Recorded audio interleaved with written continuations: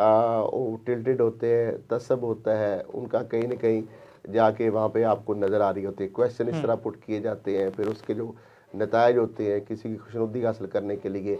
और इस तरह की चीज़ें भी होती हैं। अब देखिए, अगर सर्वेज़ की बात की जाए तो अमरीकी सर्वेज़ के मुताबिक जब पिछले इलेक्शन थे तो डोनाल्ड ट्रंप जो है उनको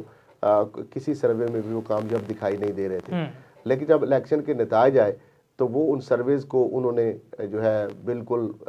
एक बहुत बड़ा सरप्राइज़ था अमरीकी अवाम के लिए कि डोनाल्ड ट्रंप जो है वो इंतखाबात के अंदर जो है कामयाब हो गए, जबकि कोई भी सर्वे, किसी सर्वे में उनकी कामयाबी जो है वो नहीं दिखाई जा रही थी।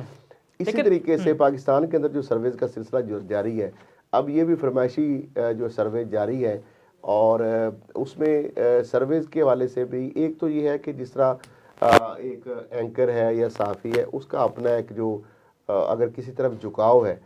तो वो उसी तरीके से सर्वे के जो नतायज हैं वो भी उस चीज़ को काफ़ी रिफ्लेक्ट करते हैं। अब एक तरफ अगर हबीब अकरम सर्वे कर रहा है तो उसके नतायज कुछ और तरीके से आ रहे होते हैं, दूसरी तरफ अभी जो आपने खातून एंकर का बात की तो उनके जो सर्वेज के नतायज हैं वो थोड़ा दूसरी जो है जो चीज़ दिखा रहे होते हैं, तस्वीर का दूसरा रुख जो है वो नज़र आ रहा होता है। तो मामला ये है कि ये सर्वेज जो है, दूसरी बात ये है कि ये हकायक से तो नहीं भागा जा सकता, हकायक या जो वोटर होता है, ये तो अब एक हल्के के अंदर अगर 6 या 7 लाख या 5 लाख वोटर है तो सर्वे जो करने वाला है एंकर या फीमेल या मेल, तो वो चंद दर्जन लोगों तक वो पहुंचते हैं। तो चंद दर्जन जो लोग होते हैं वो जिस एरिया में रहते हैं